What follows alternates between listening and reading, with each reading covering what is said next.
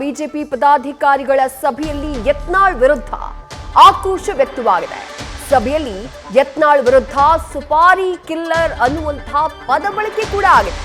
ಇಷ್ಟಕ್ಕೂ ಯತ್ನಾಳ್ ವಿರುದ್ಧ ಬಿಜೆಪಿ ಪದಾಧಿಕಾರಿಗಳ ಸಭೆಯಲ್ಲಿ ಸುಪಾರಿ ಕಿಲ್ಲರ್ ಅನ್ನುವಂತಹ ಪದವನ್ನ ಬಳಕೆ ಮಾಡಿ ಯಾವ ಕಾರಣಕ್ಕಾಗಿ?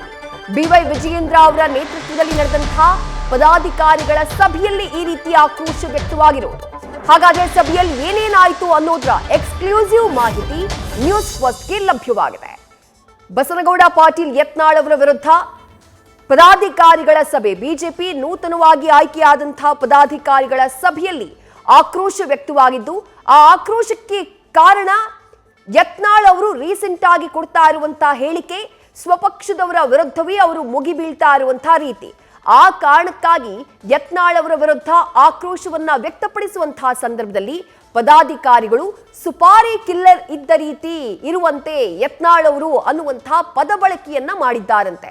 ಸಾಕಷ್ಟು ಆಕ್ರೋಶವನ್ನ, ಆರೋಪವನ್ನ ಯತ್ನಾಳ್ ಅವರ ವಿರುದ್ಧ ಮಾಡಲಾಗಿದೆ. ಇತ್ತೀಚಿನ ದಿನಗಳಲ್ಲಿ ಯತ್ನಾಳ್ ಪಕ್ಷದ ವಿರುದ್ಧ ಹೆಚ್ಚಿನ ಆರೋಪವನ್ನ ಮಾಡ್ತಿದ್ದಾರೆ. ಸ್ವಪಕ್ಷದ ವಿರುದ್ಧವೇ ಆಕ್ರೋಶವನ್ನ ವ್ಯಕ್ತಪಡಿಸುತ್ತಿದ್ದಾರೆ. ಅದರಲ್ಲೂ ಪ್ರಮುಖವಾಗಿ ಪಕ್ಷ ಹಾಗೆ ಬಿಎಸ್ವೈ ಕುಟುಂಬದ ವಿರುದ್ಧ ಅವರು ಕೆಂಡ ಕಾರ್ತಾನೆ ಇಡ್ತಾರೆ. ಈ ರೀತಿಯಾದಂತಹ ವಿಚಾರಗಳು ಪ್ರಸ್ತಾಪ ಆಗಿವೆ.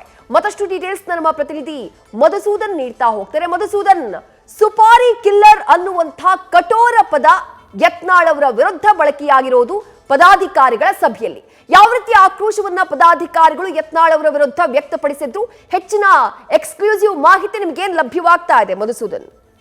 ಸಹಜವಾಗಿ ವಿದ್ಯಾಶ್ರೀ, ನೋಡಿ, ನಿನ್ನೆ ನಡೆದಂತ ಮೊಟ್ಟ ಮೊದಲ ಪದಾಧಿಕಾರಿಗಳ ನೇಮಕ ಆದ ಬಳಿಕ ನಡೆದಂತ ಸಭೆಯಲ್ಲೇ ಖುದ್ದು ಪದಾಧಿಕಾರಿಗಳ ಒಂದು ಸಮಕ್ಷಮದಲ್ಲೇ ಬಿವೈ ವಿಜಯೇಂದ್ರ ಅವರು, ಬಿಜೆಪಿ ರಾಜ್ಯಾಧ್ಯಕ್ಷರು ಅವರ ಸಮಕ್ಷಮದಲ್ಲೇ ಒಂದಷ್ಟು ನಾಯಕರು ನೇರವಾಗಿ ಯತ್ನಾಳ್ ಅವರ ವಿಚಾರವನ್ನ ಪ್ರಸ್ತಾಪ ಮಾಡಿದ್ದಾರೆ.